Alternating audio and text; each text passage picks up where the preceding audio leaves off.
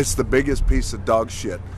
Okay, that intro was a little more hyperbolic than my actual opinion on the game, but I absolutely do think that this game is a step down from the first one, feeling blatantly unfinished and comes off as a lopsided mess. Being developed by the animation studio who did the cutscenes for the first game, and Red Entertainment only publishing the game this time around, it makes me think that there were some massive issues with this game's development. There is little to no information on this game and what went into its creation, at least in English, but this is one of those games you play and you can just tell from the final product we got that something was off. With what little footage I've shown so far, the graphical downgrades are very apparent. Firstly, the cell shading is gone. Supposedly this was to help the game's performance to prevent slowdown present in the first game, but Overdose still runs like ass, and the only source on this is now a dead-linked review that is archived, which has such choice quotes as, "Overdose is a straight-up shooting game. Don't think this is one of those sissy-fied Final Fantasy adventures that features some dude that's gonna fall in love." They also mentioned how they were given a press copy, so maybe they got this info directly from Red Entertainment, so who knows what to believe and how true this is. The game has horrible image ghosting that makes anything and everything completely incomprehensible. Here is me scrubbing through my footage frame by frame, and there is always something leaving this horrible after image that just muddles the screen. If this wasn't here, the game would look far better, with its character models and color choices reminding me of Mega Man Legends. I went into playing this game under the pretense that this was supposedly a vast improvement from the first game, which I really liked. I do not see where these vast improvements are that make people like this game more than the first one. Basically, everything I liked about the first game isn't present here, and if it is, it's in some bastardized manner that didn't fully understand why it was designed the way it was in the first game. That's not to say that this game is completely unsalvageable, far from it. There are plenty of things I like about this game, like the new characters, Rocket Billy Red Cadillac and Junji Kabane. They are a ghost with a guitar and a blind zombie with gun swords. And with some slight changes to the game, I can see how this could be the true successor that the first game deserves. This is why I'm going to come off pretty harsh on this game, because it shows the potential but flounders it horribly. It has only made me appreciate the first game more and more for how much it got right on its first try, while this game feels like it spends its entire runtime trying to mend the mistakes of the original, the most prominent being the game's length and pacing. Every review for the first game, mine included, talks about the original's hour-and-a-half to 2-hour runtime. In my case, it was positive, but for most of them listed on Metacritic, this was in a negative light. So Overdose aimed to rectify this by now being 6 to 7 hours long and has 3 playable characters. But they didn't increase the game's length in any interesting way. It just bloats the runtime by making levels go on forever. It ruins the immaculate pacing of the first game at every chance it gets. In the original, you breeze through levels, always marching forward like an unstoppable wrecking ball. But in this game, you are constantly stopped and forced to fight endless waves of the same mook spawning in for minutes at a time, and it just gets so boring. Or end up being trapped in a section that seems like one of those endless wave battles, because the game gives no indication that you need to destroy things in the environment to continue on, like the casino level, where I didn't realize one of the blackjack tables weren't destroyed in the corner of the room behind some slot machines, and I needed to break all of them to progress. So I sat in the room for 6 minutes fighting the same waves of guys over and over again as they ran at me from the other side of the room until I didn't have a shadow of a doubt that there had to be something else to progress. 2 levels earlier, I ran into a bug where I wasn't able to progress because the door that was supposed to spawn more enemies and allow me to walk through it didn't open, and I had to exit out to the main menu and restart the mission in order to progress. So initially I thought it may have been another instance like that. The weirdest thing about this section is that the level before this had an indicator to destroy something in the environment so you could continue forward, and you are only at this casino to get information from its manager, so there isn't any real reason the player should think that they need to destroy everything in their path to make progress. In my review for the first game, I mentioned how there was no tutorial and that you had to read the manual to know what to do. This game fixes that by having one, but goes in the complete opposite direction to the point of parody. The first level of this game is literally Ego Raptor's roll calling you to give you tutorial gags. Every 5 feet you are stopped to be called by Mika on the radio to tell you how to do something, and it grinds the game to a complete halt. Grave, can you read me?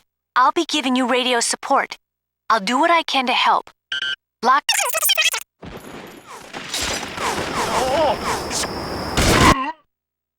Change lock target. For close range attack,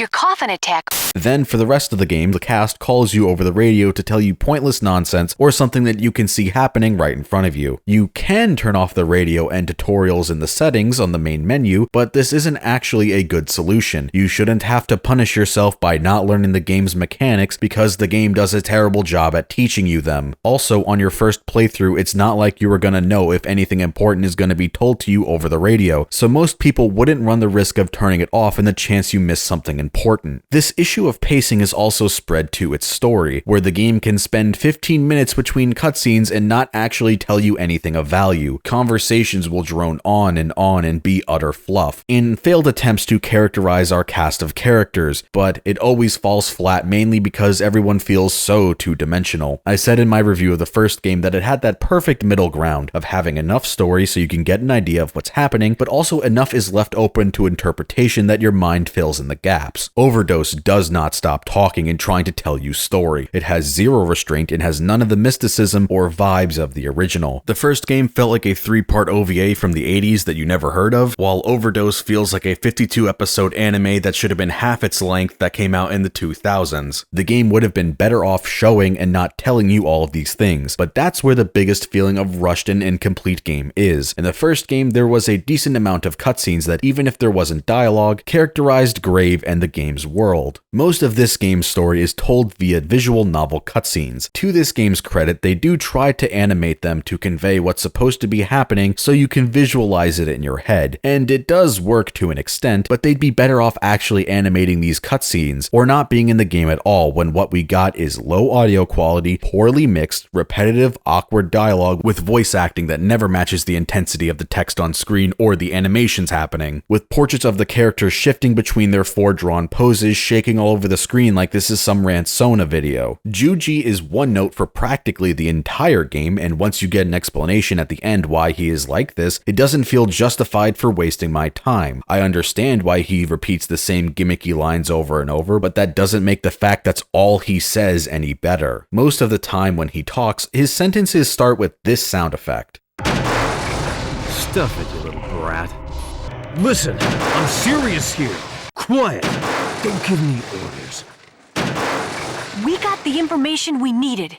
I don't know what the game is trying to convey. It's like if every conversation he had started with the Vine boom sound effect, and it's awful. For some reason, if you save at these between stage screens and don't view the briefing, if this is where you stop to take a break and turn the game off, when you come back to play the game and hit continue, it just loads you right into the next level, so I ended up missing a few briefings telling me what the plan was. Story and its pacing is only one of the many facets of this game that I find unsatisfying. Let's turn our focus onto the gameplay. The original Gungrave felt like a classic arcade game that you never heard of ported to consoles. It was short, sweet, and simplistic. Its biggest comparable comparison of the time were the Hideki Kamiya directed PS2 classics Devil May Cry and Beautiful Joe, though I would say those games have more replay value due to how much readily apparent depth there is to them. But that's the thing, the original Gungrave was not fun and enjoyable in spite of its short length, it was because of it. It was a main factor that contributed to that enjoyment. If the game was the same as it is now, but simply longer, it would not have been a better game. It would be a far worse game, because it would just get repetitive and boring since the game does not have the mechanical depth nor does it have the gameplay variety to keep people invested. It did its thing and finished before it can get the chance to become old. But nonetheless, this game aimed to remedy the single-sitting playtime critique by adding new features to gameplay, and some of them are actually really cool. Your coffin has more combos instead of being a single slow swing only used when enemies are too close to deal with them or caught in one of your blind spots since you turn like a fridge weighed down by cinder blocks. You are now able to parry rockets back at their senders with the coffin along with using it as a shield. It does bother me how weightless it feels now, and how in most encounters the best thing to do when there's a lot of rocket enemies is just stand still and spin the thing around your neck like a hula hoop. Speaking of weightless, that word can be applied to combat as a whole. It's much faster now with your run speed from the first game being your default speed here, and you no longer slow down when firing, but Grave still moves around like a walking tank, so all that speed increase really does is just make your actions feel like there's less impact and give the game an overall slippery feeling like you're on an ice level in a platformer, rather than actually making you feel more nimble. The camera is that early 2000s Japanese action game one that Ninja Gaiden Black also used that I absolutely despise. It's the one where not only is it inverted with no way to change it, it's very slow, swivels in a weird way, and resets the camera to directly behind you when you let go of the stick, rendering it utterly pointless. The only thing it's good for is to disorient the player and make you motion sick. Turning grave in the camera is still all tied to the left stick, so I never found a reason to ever actually use this. The flow of combat feels faster now, with enemies being quicker, running around you more, and regularly trying to flank and surround you rather than lining up for a duel like in a western. Combine this with the terrible controls, your shield now being made of paper, only recharging when out of combat even if you're not being hit when in combat, and the recharge randomly canceling once you enter combat even if you haven't been hit yet, and the game taking forever to register what constitutes out of combat to recharge. I do not know why they would make these changes to the shield when it worked great in the first game. You can be in the middle of combat peppering enemies from a distance without aggroing them and not having a single bullet fly in your direction, and the shield bar will not recharge. It's baffling, and as a result your shield is hardly ever going to be fully charged unless you stop and wait 20 seconds for it to start the recharge, which is also slow, or you will be taking damage to your real health bar a lot. Your first time through the game you aren't going to know where area transitions are, so if you're moving ahead after beating a bunch of enemies, control can just be taken away from you, forcing you into another fight when you have 1/4 shield. So this is just another thing added to create the unfun start and stop gameplay of this game. The auto aim in Gungrave Overdose is the second worst I've ever seen, right behind Dino Crisis 3. In the first game, you could stand your ground and mow down a battalion of dudes lined up to stop you. You just had to point in their general direction and the auto aim would do the rest. Now, if you try to do the same thing, guns fire off in random directions or get fixated on random shit in the environment. This renders your gun kata barrage practically useless, meaning you have to lock on, and it's the second worst lock on I've ever seen, only being beaten out by Dino Crisis 3 again. The damn thing just doesn't work. It has the most inconsistent range I've ever seen. You can be right in front of a guy and it simply doesn't do anything when you press the button. Then other times it will lock onto a dude in the back of the room barely rendered in by the draw distance. When it does work, the slightest thing makes the lock on break, completely defeating the purpose of it. It doesn't auto snap to new enemies in your cone of vision next to your target when they die, and when most enemies die in 2 to 3 taps, and it can take 10 to 15 presses of the R1 button to lock on, all this did was make my level of frustration rise while my desire to play this game decrease. The game introduces some new enemy types to try and spice up gameplay, like these melee dudes that block your bullets and these rocket launcher dudes that carry small shields, but in reality you don't need to change your approach to gameplay if you don't want to, since you can still just brute force past their defenses and gun them down from a distance. This was the character you had to be called over the radio to say, "Watch out, Grave!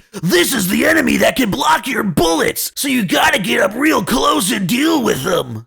Outside of the tutorial, it feels like all the levels were designed like the worst one from the first game. So many cramped and narrow hallways that the camera is simply too shit to deal with, where you are constantly blindsided and shot in the ass, completely depleting your shields. So to get it back, you either need to stand still after you dealt with everybody and let it slowly recharge, waste a demolition shot since they recharge some of your shield, or just take damage and needlessly lose your HP. The camera also shakes like it has Parkinson's, so combine this with the image ghosting I mentioned at the start, it leaves you with unintelligible screens like this. The camera also has a habit of locking on and following random enemies flying in the air or passing by you against your will. Whenever the game did this, I just ended up getting hit by a rocket I couldn't see coming, or get stun locked in a corner where the camera would freak out. The camera in this game is appalling, but again, it isn't as bad as Dino Crisis 3, so I guess that's something.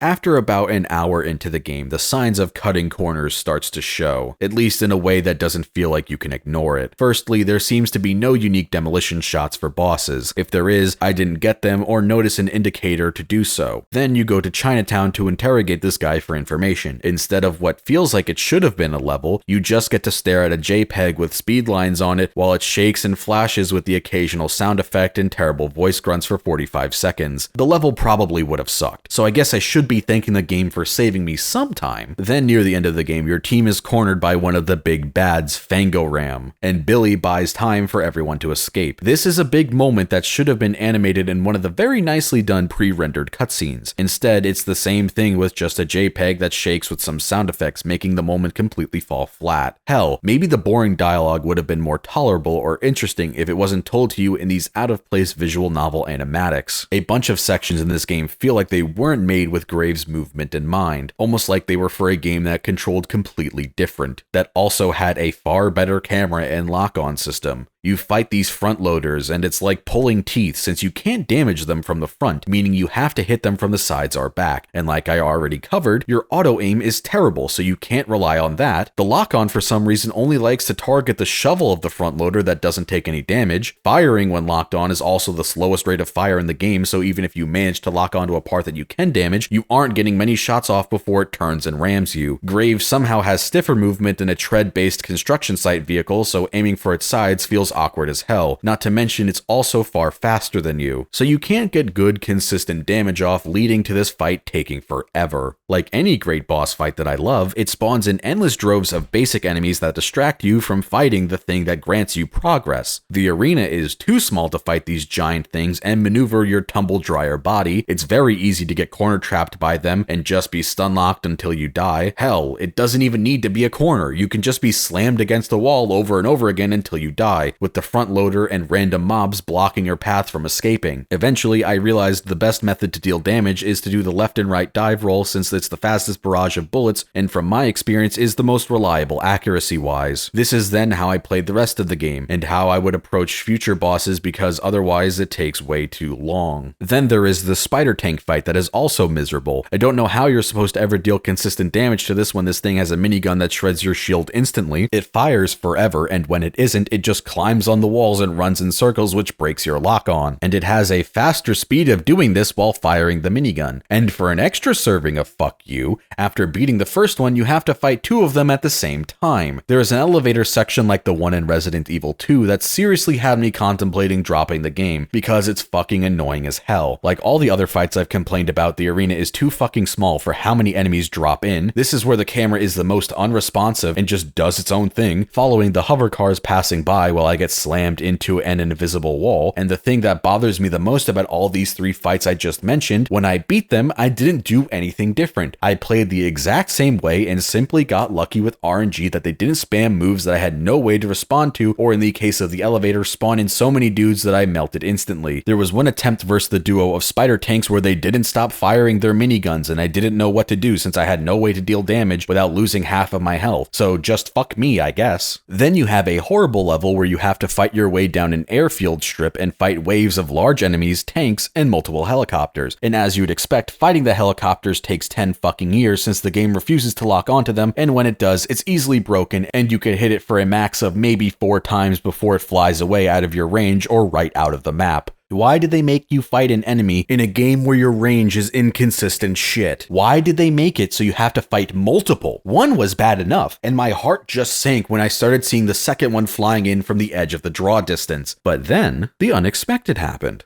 The game actually became fun. 6 hours in, I finally got to a point where I kept saying, where the hell was this game the entire time? Starting off with a rematch with Bungie that ends with what feels like a unique demolition shot from the first game. Then you have a fight with a lady whose name I can't remember if the game even told us, and the fight is like a prototype Jean fight from Bayonetta if Kamiya suffered blunt force trauma to his head when making it. There were some instances where the camera freaked out and I couldn't tell what she was actually doing, but I was so happy I wasn't fighting the fucking helicopters anymore, I didn't really care. It felt like I finally reached the real game. This final level felt like it was the game they wanted to make. It had me wondering why the hell they didn't spread these interesting bosses out for my 7-hour playthrough, instead of loading all the cool fights in the last hour or so while I spent 3/4 of the game fighting boring stupid shit like forklifts, front loaders, tanks, and helicopters. The first game had the same structure of No More Heroes, where it essentially is a game of boss rushes, with you having to fight your way through small levels first to get to them.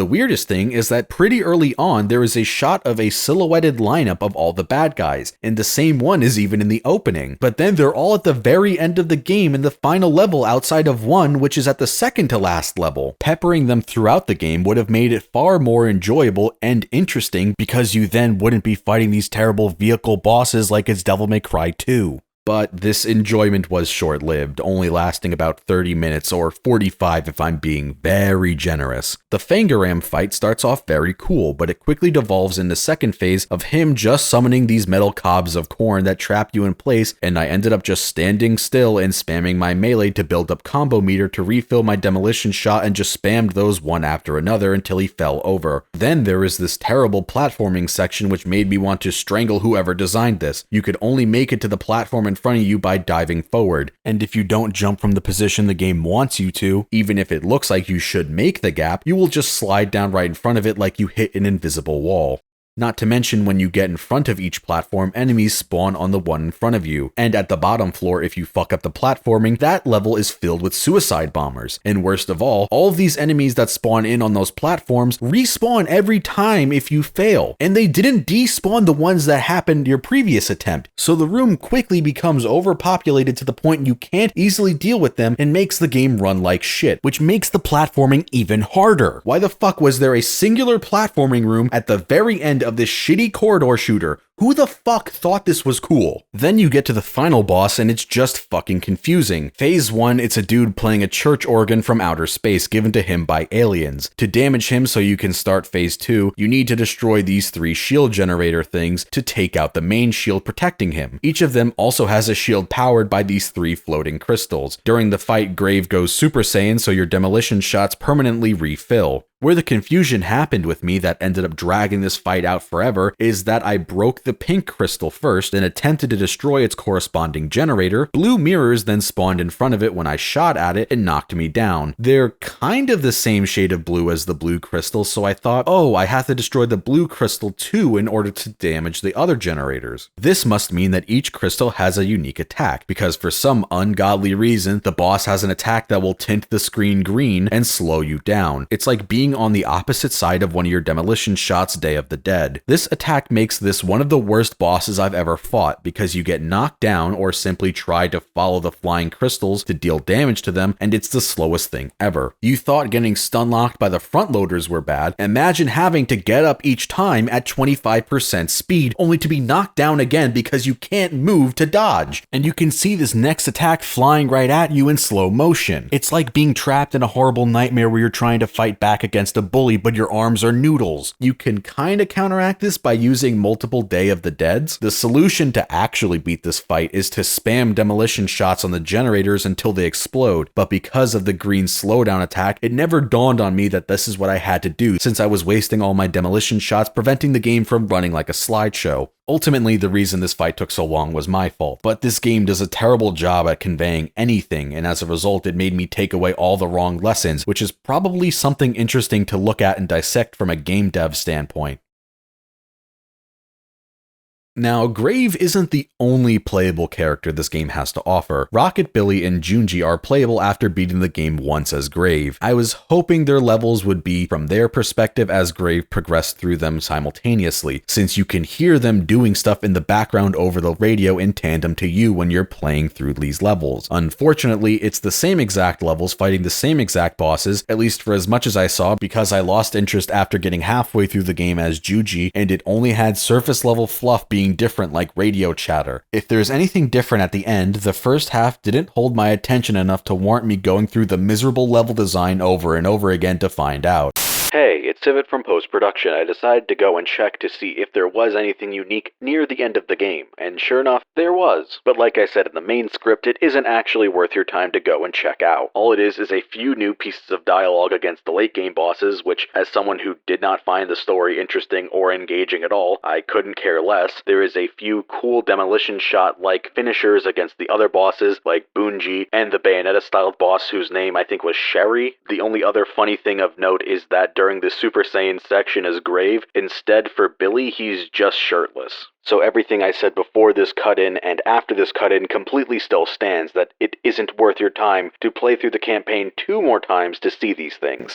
I was hoping at least in level 1, instead of fighting the hotel manager, you would have a fight versus Grave, since he beats the manager before the duo reaches him. Instead, you just have the same fight, and the cutscene then doesn't make any sense because in this scenario, you got there first. Their gameplay is at least different from Graves that warrants some time to be put in to check it out. Demolition shots are the same with new animations to match the characters' gimmicks and aesthetics, but there was a massive oversight with these two characters. Since Grave doesn't speak, he doesn't have any combat barks when fighting. These two characters do not stop repeating the same two lines over and over again through your entire playthrough, which is the biggest de-incentivizer to make me ever want to play them. Juji's sword sounds like one of those foam Nerf swords flailing through the wind, which in turn makes his melee attacks feel kind of limp, but the entire game has lackluster sound design and audio quality, so it shouldn't be all that surprising that the other characters you unlock later sound bad too. It's a shame since he is more focused around melee combat with his dual-wielded gun swords. For example, the charge shot added to Graves' guns in this game is instead on his swords, and when you fully charge it, you let out a barrage of projectile sword slashes that clear most rooms. But of course, I noticed something that ruined this cool thing for me too, which is if you use the quick turn button, it cancels these charged attacks, meaning that you could only do it in the direction you start in. So if you clear out the room in front of you and you still have enemies behind you, since they love to flank in this game, so you just have to cancel the attack because if you don't, you're just going to be shot in the ass and take needless damage. Dodging to the sides while firing still proves to be the fastest way to deal damage, at least from my perspective, and the auto aim is still terrible and shoots at random things, so at least there is some level of consistency in this game.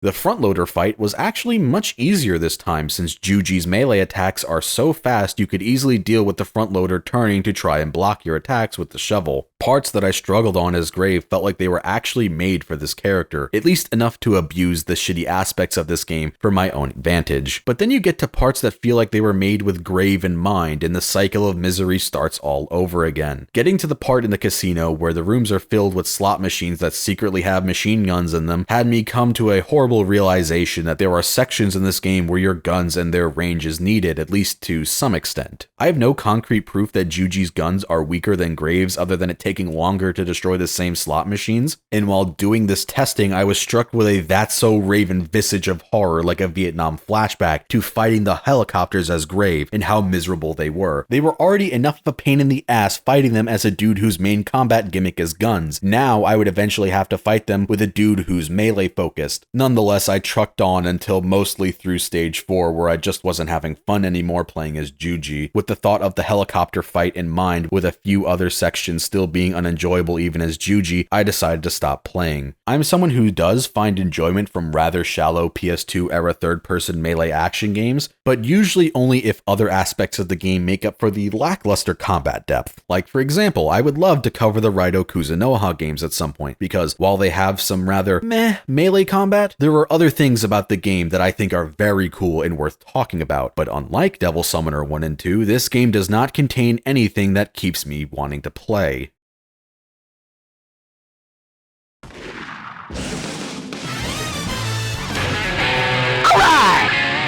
Why does he sound like that? Rocket Billy Red Cadillac is the third playable character for this game, and he almost actually saves it. He was exactly the thing missing from this game that really makes it stand out. He's goofy, weird, and has an unconventional weapon despite its approach to gameplay being the same as the other two in reality. Billy is just so fun to fuck around with, jamming out on his guitar while electrifying dudes from a distance. The auto aim seems to actually function with this character, which is a godsend. It's really fun to jump around like you're an 80s rock star at a concert while murdering tons of dudes, then doing a little jig while your ghost guitar spins around you to parry rockets back at enemies. He plays like if Nevin in DMC3 didn't require 400 IQ to use in a way that looks cool. Unfortunately, like I alluded to at the start of this paragraph, Billy himself isn't enough to carry this game, especially when you're playing through the same levels again for the third time, at least from what I saw until I made the executive decision that it would be a better use of my time to just cut the game short so I can work on this video and move on to others. Part of me does feel bad that I didn't play through their whole sections just to see if something is different. But a few years ago, I made a change to my life that I feel like I was better off for. I stopped caring about things I didn't enjoy. If I wasn't having fun, or at least consuming something where my unenjoyment felt like it was part of the point and I was buying into that notion, I stopped playing, watching, or reading it. I no longer saw those pieces of media through to the bitter end, kicking and screaming, miserable the whole time, just because some part of my lizard brain needed to see things through to the end. It's why I stopped watching shows like The Walking Dead, because season after season of watching it with a friend despite neither of us liking it anymore and hadn't liked it since really the first season, it was just a better use of our time doing something we actually found fulfilling. I see nothing to gain from playing through this game I didn't enjoy for a second and third time just so I can fight two bosses at the end that I found enjoyable.